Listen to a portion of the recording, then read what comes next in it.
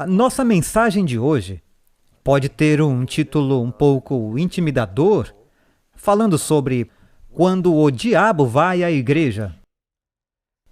Eu não quero que você se assuste com isso. O título desse sermão não vai mudar o que acontece nessa igreja ou em outra igreja, pelo título ou pelo estudo desse assunto. Algumas pessoas ficam um pouco assustadas se você falar sobre o diabo, mas eu tenho que fazer isso porque Jesus fez, e está na Bíblia. E é um assunto muito importante para nós entendermos nos últimos dias. Sabe, eu me lembro de ter lido na história sobre Oliver Cromwell, quando ele se tornou o Lorde Protetor da Inglaterra, e isso aconteceu após a execução do rei Charles. Não muitos reis foram executados, mas ele era um canalha. Cromwell chegou ao poder, e era costume naquela época que, quando eles tinham um novo líder, eles não faziam fotos, eles tinham pintores. Eles pegavam os pintores mais habilidosos e pintavam os líderes. E Cromwell deu algumas instruções muito interessantes para o pintor. Os personalizados naquela época, se você pintasse alguma figura real ou algum dignitário, o artista faria a versão antiquada do Photoshop. Ele, removeria as manchas e tornaria a elevação um pouco maior, um pouco mais brilhante, a pele um pouco mais suave, só para fazer parecer o melhor do que eram e ainda se parecer com eles. Mas Cromwell disse: "Eu quero que você use toda a sua habilidade para pintar seu quadro como de fato eu sou. Todas essas asperezas, verrugas, espinhas e tudo como você vê em mim. Ou eu nunca pagarei um centavo por isso."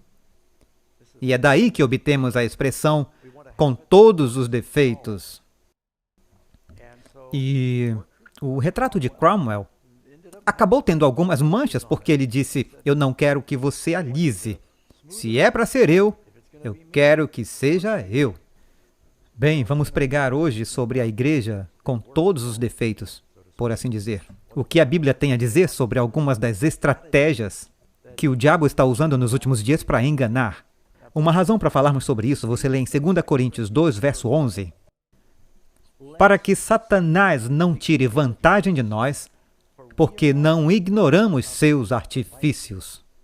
Agora, é muito melhor falarmos sobre a estratégia do diabo antes de um ataque do que no meio de um ataque.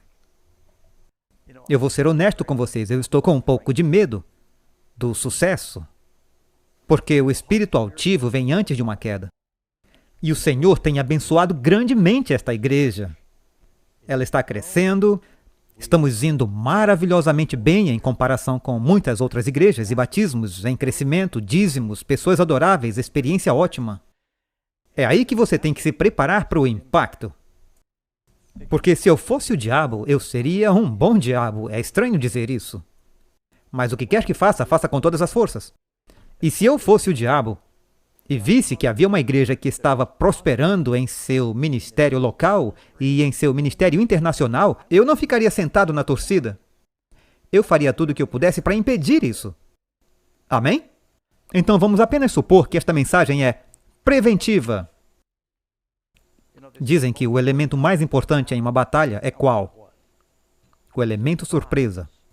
Então, uma das coisas mais importantes que podemos fazer para desviar ou diminuir os ataques do diabo é estar ciente sobre o que vigiar, para não sermos pegos desprevenidos. Amém? Volte comigo em suas Bíblias, por favor, no livro de Apocalipse 12. Este capítulo, no último livro do Novo Testamento, resume por que esta é uma mensagem importante para nós considerarmos agora na história. Se você for Apocalipse 12, 12, lá nos diz: "Regozijem-se, ó céus, e vocês que habitam neles, porque o diabo foi expulso, eles finalmente tiveram paz no céu.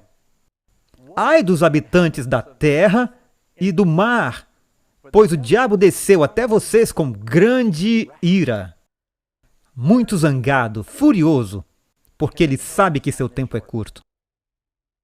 Agora, uma coisa nós podemos aprender com o diabo: ele sabe que o seu tempo é curto. Eu espero que nós saibamos que o nosso tempo é curto. Vamos adiante. Vá para o verso 13. "Agora, quando o dragão viu que tinha sido lançado na terra, Ele perseguiu a mulher. Quem é a mulher que deu à luz o Filho do Homem? É a noiva de Cristo, a igreja, que apresenta o Messias ao mundo. A Bíblia nos traz 7 exemplos na Bíblia de mulheres que eram estéreis, mas por um milagre elas tiveram um bebê. Estes eram bebês milagrosos e eram todos tipos de Cristo. E então essa mulher é o exemplo consumado da igreja que apresenta o Messias, que revela o Messias. Ela tem 12 estrelas sobre a cabeça e representa as 12 tribos no Antigo Testamento, os apóstolos no Novo Testamento, é a noiva de Cristo. Como o diabo se sente em relação a ela? O diabo viu que tinha sido expulso, mas ele perseguiu a mulher. Ele não consegue perseguir o Filho do Homem porque ele foi arrebatado para o trono de Deus. Uma vez que o diabo não pode alcançar Jesus, ele vai atrás do objeto da suprema consideração de Cristo. Que instituição, que grupo de pessoas na Terra Jesus tem um amor especial? Isso é mais do que uma igreja. São os seus redimidos. É a sua noiva. E o diabo a odeia. O diabo viu que havia sido expulso para a terra, ele perseguiu a mulher. Mas a mulher recebeu 2 asas de águia para que ela pudesse voar para o deserto, para um lugar onde ela é alimentada por um tempo e tempos e metade de um tempo. Depois que Deus salvou Israel do Egito, eles foram para o deserto e Deus os alimentou lá. Então é uma referência ao tempo de Elias. Quando houve fome, 3 anos e meio, Elias fugiu para o deserto, ele foi milagrosamente alimentado lá por Deus. Deus alimentará a sua igreja, amém? Então a serpente fez jorrar da sua boca água como um rio para alcançar a mulher e arrastá-la com a correnteza. Agora ele quer afogá-la. Não é fogo, é inundação. A terra, porém, ajudou a mulher, abrindo a boca e engolindo o rio que o dragão fizera jorrar de sua boca. Você percebe? Tudo que ele tenta destruí-la, mas lhe são dadas asas de águia, ele tenta afogá-la, mas a terra abre a boca. Agora olha o verso 17. E o dragão irou-se. Se ele estava irado antes, imagine agora. Irou-se contra quem? A mulher. O dragão irou-se contra a mulher. Assim como a igreja é o objeto na terra sobre o qual Jesus concede seu maior amor e consideração, a igreja é o objeto na terra que mais enfurece o diabo, porque é o veículo pelo qual Jesus redime os perdidos. E o diabo não quer que eles sejam salvos, ele quer que todos morram com ele. Ele sabe que o seu tempo é curto. Quem especialmente o diabo odeia? Ele vai fazer guerra com o remanescente de sua descendência que guarda os mandamentos de Deus. Agora, se você não guarda os mandamentos de Deus, não se preocupe com a ira do diabo. Pode relaxar, você não tem com o que se preocupar. Você está perdido. Mas se você está procurando obedecer a Deus, como o diabo se sente sobre isso? Ele vai tentar fazer de tudo para parar você. Ele vai guerrear com o remanescente de sua semente. Aqui estamos no fim dos tempos, os remanescentes. 2 características marcantes: os que guardam os mandamentos de Deus e têm o testemunho de Jesus Cristo. Acredita nos ensinos, pratica a lei e os profetas. A palavra de Deus. Tem todos os dons e acredita nos dons do Espírito. O diabo é ameaçado por isso. E ele vai fazer de tudo o que puder para destruí-la. Agora, quando 2 times do mundo dos esportes, times proeminentes do futebol, seja universitário ou profissional, vão jogar um contra o outro, um jogo importante, o que os treinadores fazem? Eles pegam os vídeos dos jogos do time adversário, e eles passam o filme para o time, para que eles possam ver as jogadas e as suas estratégias e entendam os hábitos dos seus adversários para que eles possam superá-los. Se 2 boxeadores vão lutar, eu lembro de ouvir alguma vez que parece que foi Muhammad Ali, um de seus treinadores disse: você vai lutar contra Joe Frazier. E eu quero que você assista alguns vídeos e veja a estratégia dele. Eu não preciso disso. Eu sei o que fazer. E o treinador disse: ele vai assistir aos seus vídeos. Nós precisamos assistir aos vídeos de Satanás. Ver o que ele está preparando. Para entender o inimigo, pois eu vou dizer, ele assiste o seu. O diabo nos conhece e conhece as nossas fraquezas? Sim, então vamos tentar descobrir o que ele está fazendo e qual é a estratégia dele para não sermos pegos desprevenidos. Isso faz sentido? Este é o objetivo dessa mensagem. Na verdade, é uma série de pelo menos 2 mensagens. Agora, vamos ver 7 coisas, se o tempo permitir. Se acabar o tempo, eu paro. Vamos ver 7 coisas, 7 estratagemas que o diabo usa para vencer o povo de Deus. E eu, dividi para facilitar a lembrança entre desejo, desgraça, difamação, discórdia, distrações, diálogo e disfarce. Muito orgulhoso de mim mesmo por ter conseguido fazer tudo começar com a mesma letra. Número 1. O desejo do diabo. Abram suas Bíblias, por favor, no livro de Jó, capítulo 1, verso 6. Quando o diabo vai à igreja. Isso já aconteceu há muito tempo. Houve um dia em que os filhos de Deus vieram se apresentar diante do Senhor. Oh, eu gostaria de estar lá, não? Neste encontro celestial, onde os filhos de Deus, provavelmente representantes e líderes de mundos não caídos, eles vêm se apresentar perante o Senhor nesta reunião celestial, e eu não sei se foi no próprio céu, porque Satanás foi expulso do céu. Mas aqui diz que Satanás também veio entre eles. Parecia uma imagem tão bonita, até que o diabo apareceu nessa reunião na presença de Deus. E ele é muito audacioso, porque ele invade lugares sagrados. Quando eu estava lendo isso, eu pensei na audácia e na ousadia do diabo. Aqui é uma reunião celestial, e tudo que ele fez ao mundo, e ele aparece. Agora, se ele aparecia nas cortes da presença de Deus, onde quer que fosse, deveríamos ficar chocados ele aparecer na igreja? O diabo não tem medo do prédio da igreja. Ele não tem medo de crentes professos. Vamos descobrir, enquanto passamos por essa série, que ele sempre aparece, mesmo na igreja. Quando eu estava lendo essa história, eu vou levá-los para uma coisa no Antigo Testamento. Havia um rei no Antigo Testamento. Seu nome era Jeroboão. Os 3 primeiros reis de Israel, você tem Saul, que uniu o reino por 40 anos, então você tem Davi, que reinou por 40 anos, e então Salomão reinou sobre o reino unido e toda a sua glória, a maior glória de Israel foi durante o tempo de Salomão. Suas fronteiras eram as maiores, a população era grande, eles tinham paz e grande prosperidade durante o tempo de Salomão. Salomão é um tipo de Cristo, ele é o filho de Davi, que trouxe este reino glorioso, até mesmo Jesus se refere a Salomão em toda a sua glória. Mas quando Salomão morreu, e seu filho Roboão seria feito rei, a Bíblia diz que havia alguém mais no reino de Israel que não queria que Salomão fosse o rei. Ele queria ser o rei.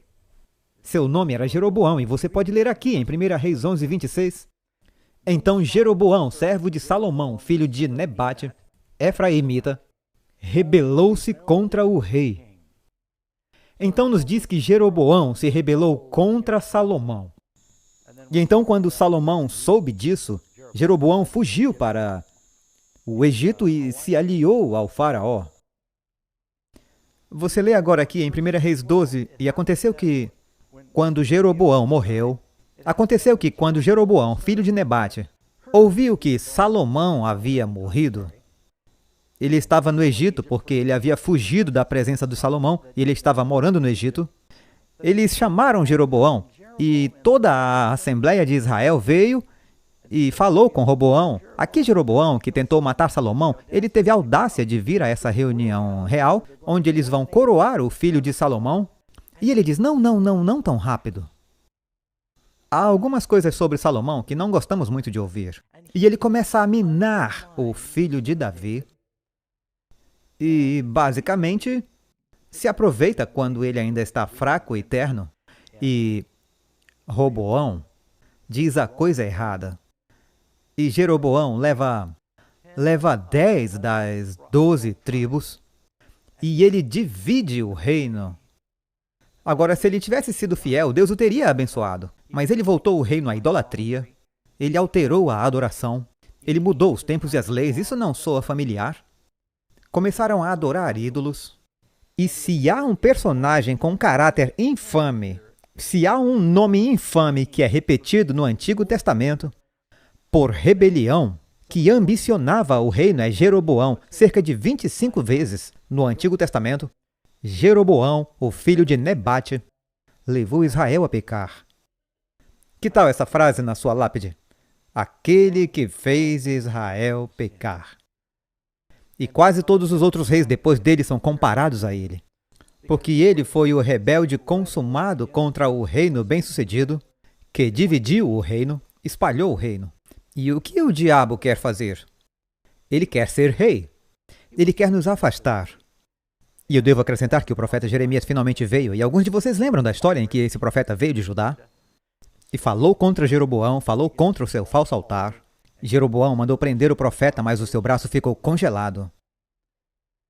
E esse foi aquele rei que basicamente separou todo o reino. Portanto, o diabo quer o reino, é isso que ele deseja.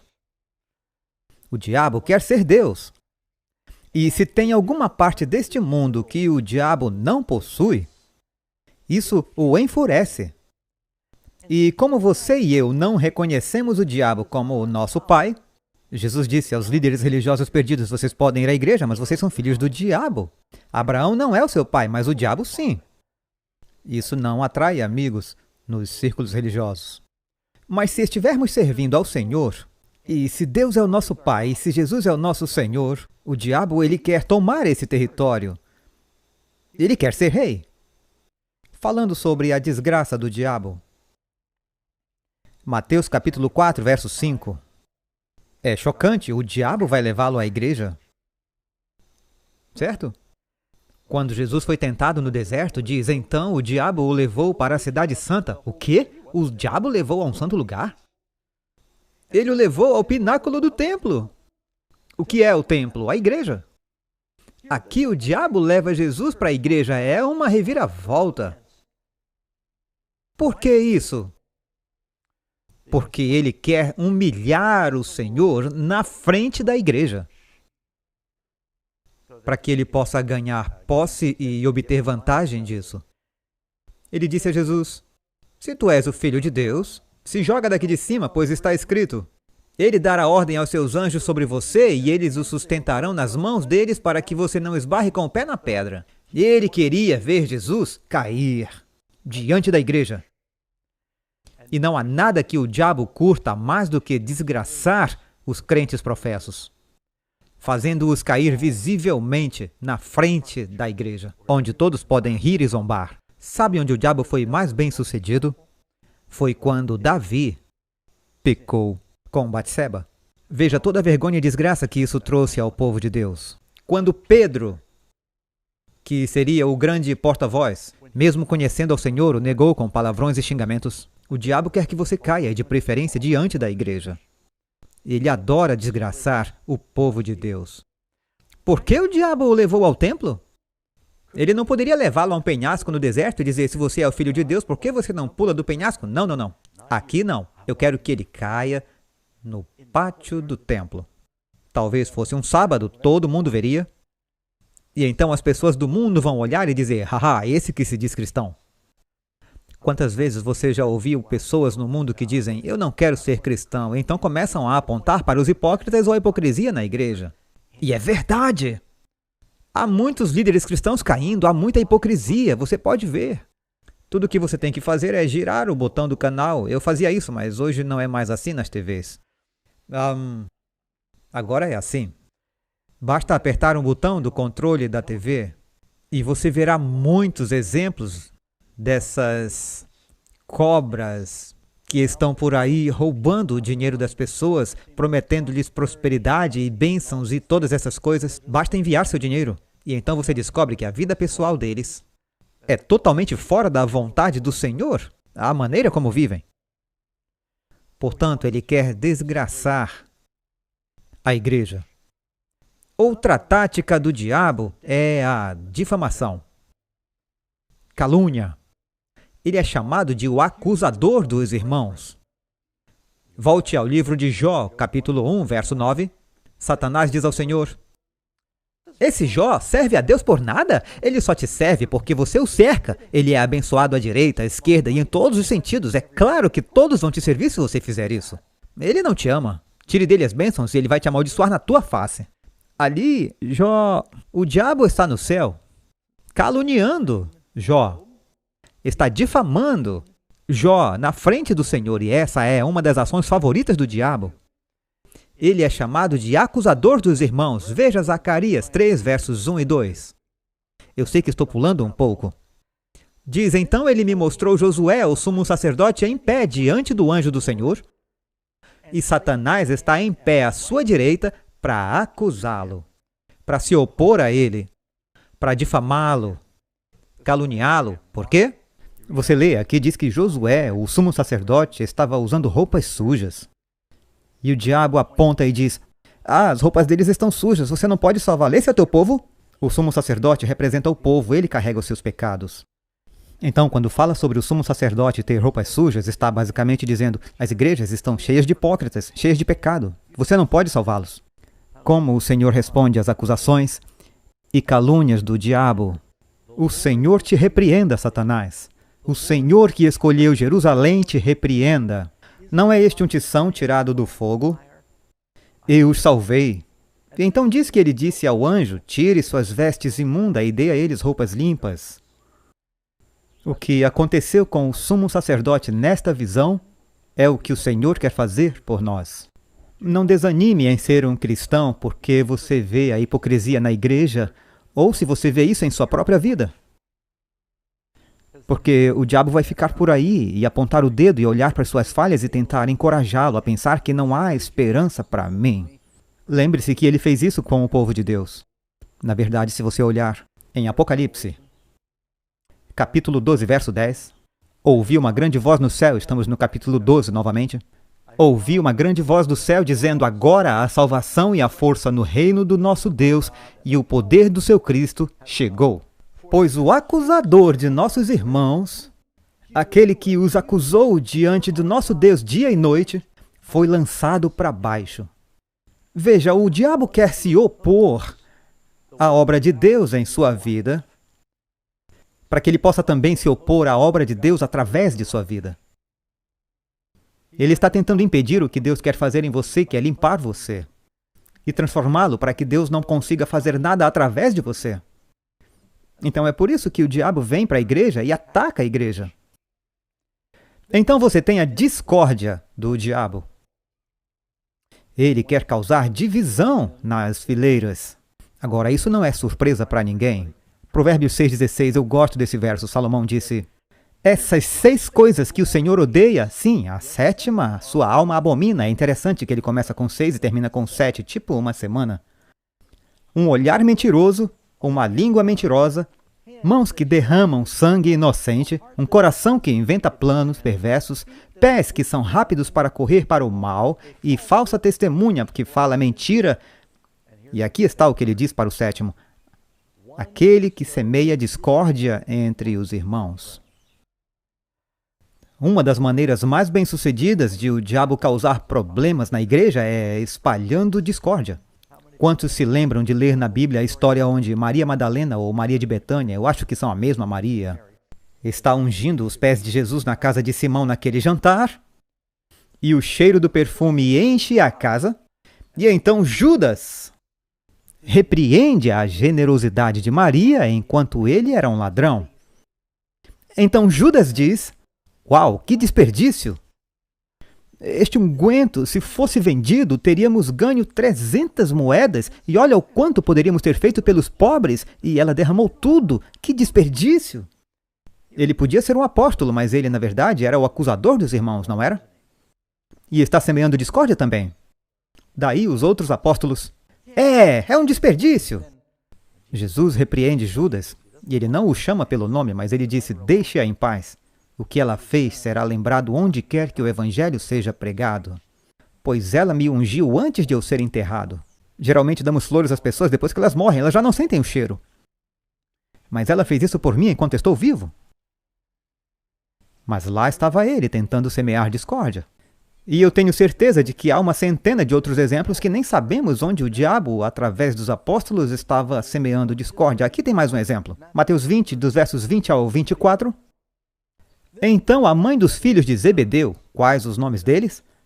Tiago e João, foram até ele, Jesus, ajoelhando-se, e pergunta-lhe algo. Ela era uma mãe muito ambiciosa, ela sabe que ele está estabelecendo um reino, e ele diz, o que você quer? E ele já sabe, mas ele diz, o que você deseja?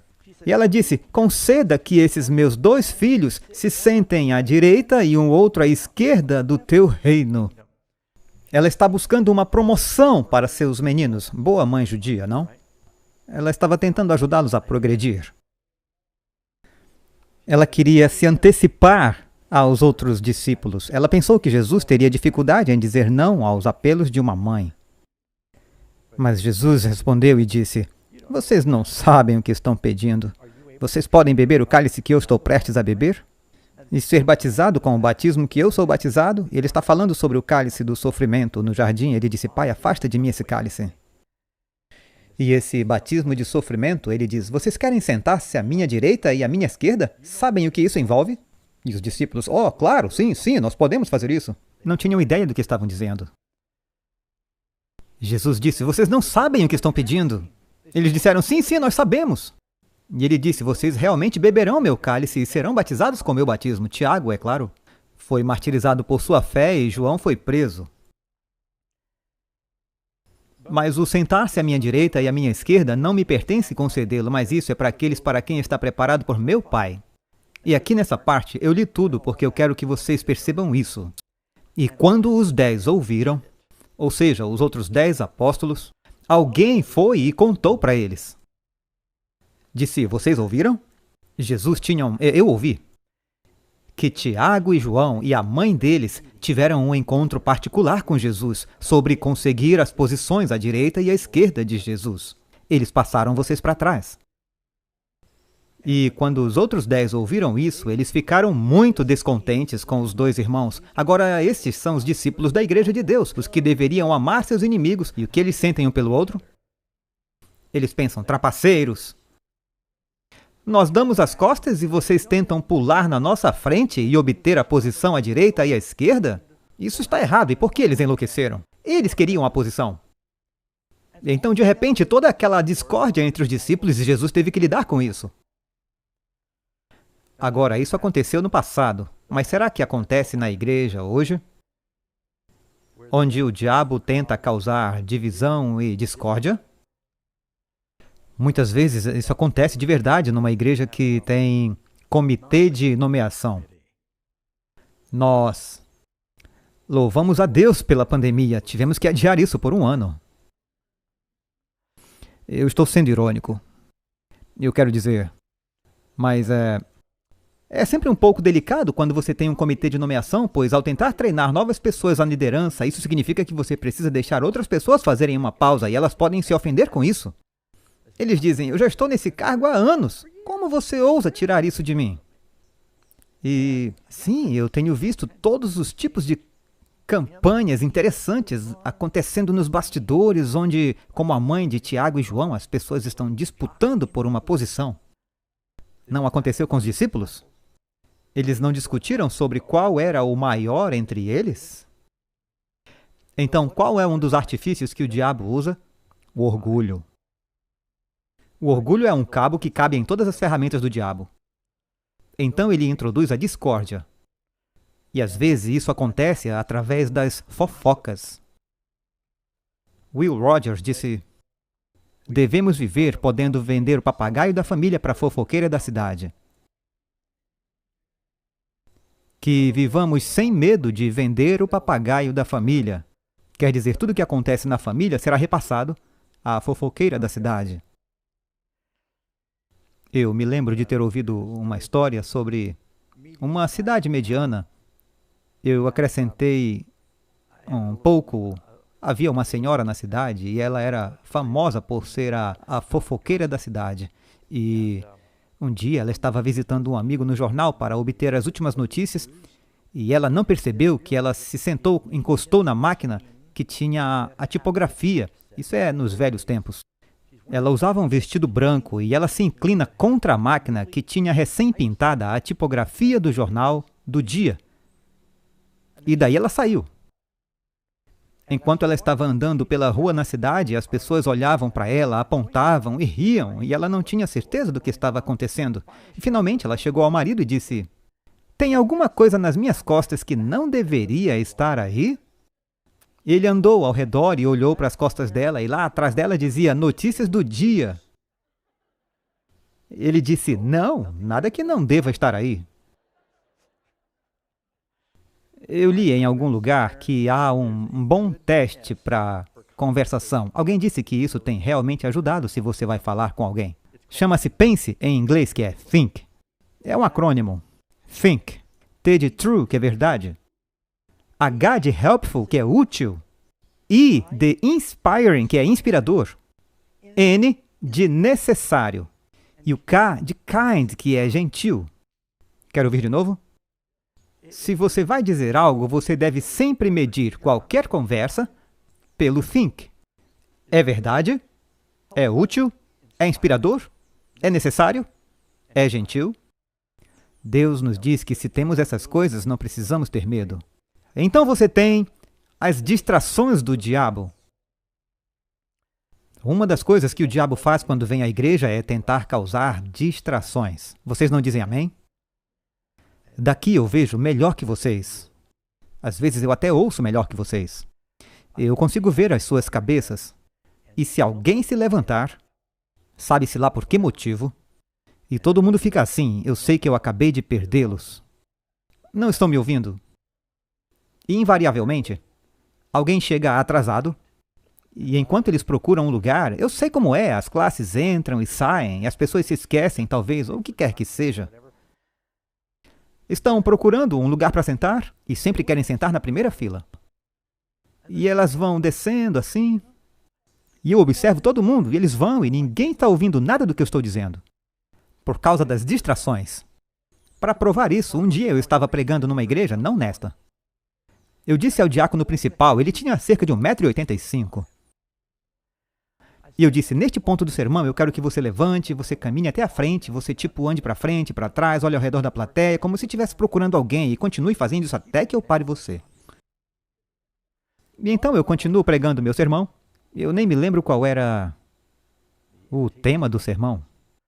Mas na hora ele se levantou e começou a andar, ir para frente, e ele olha e volta, e olha, faz tudo. Ele foi muito bom. Eu quero dizer, ele realmente deu um show. Ele fez tudo certinho.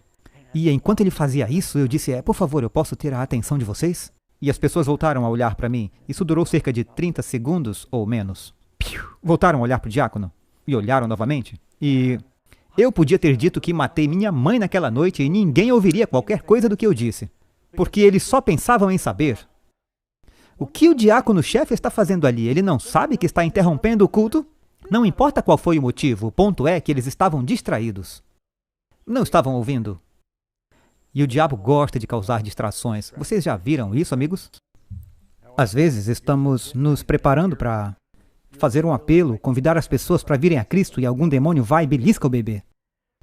E o filho bem no meio.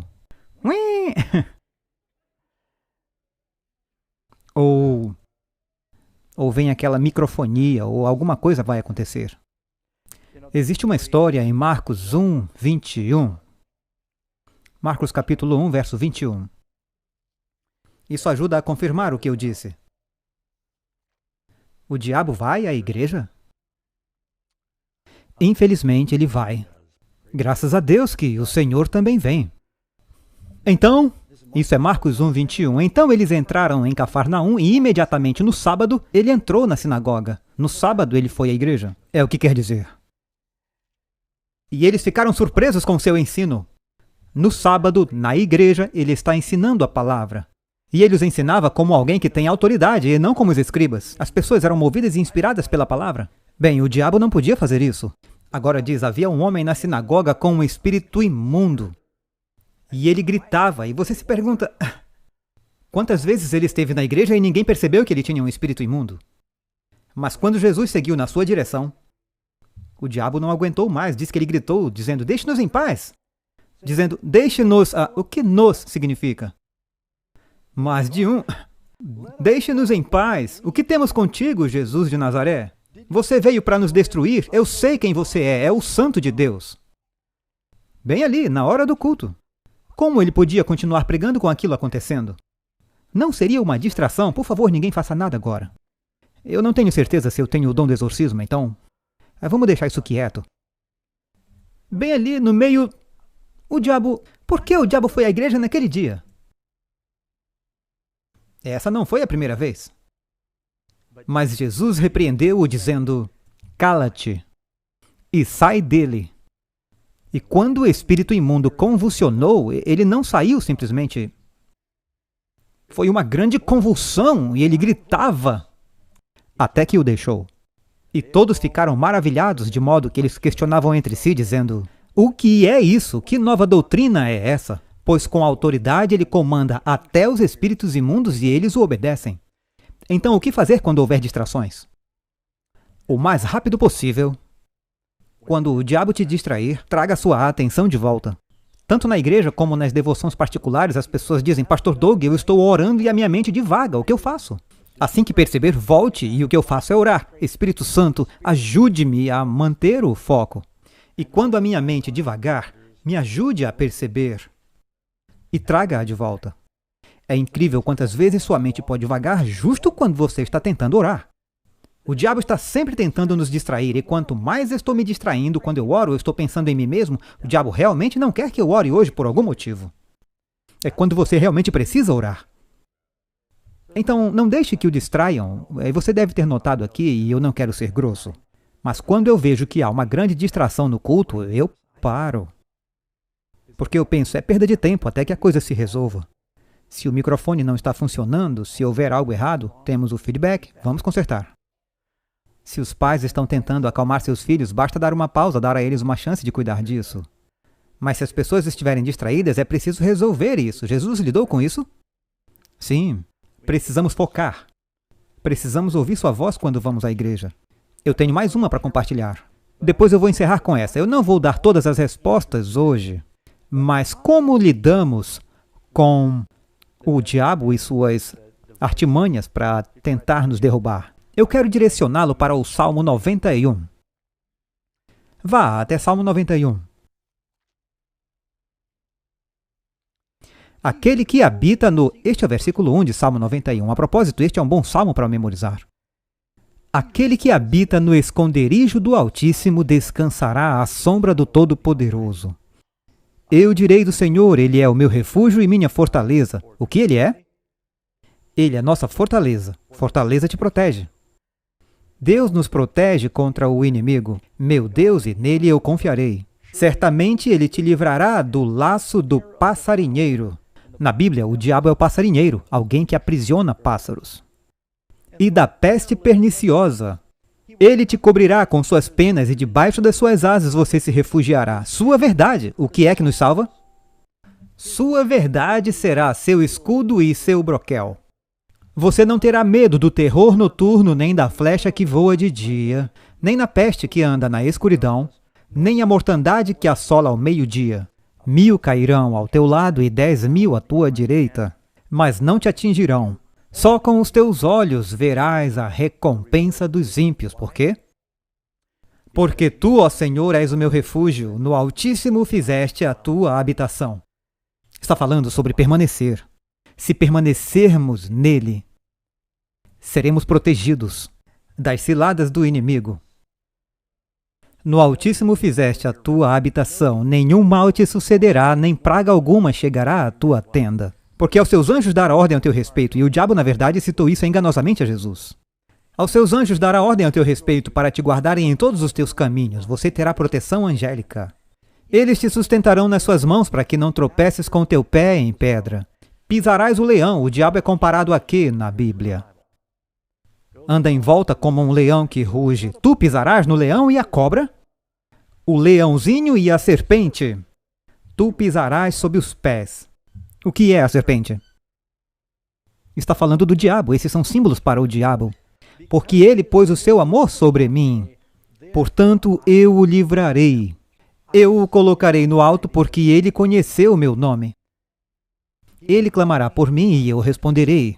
Estarei com ele na aflição. Não diz que você não terá aflição, mas ele estará com você na aflição, amém?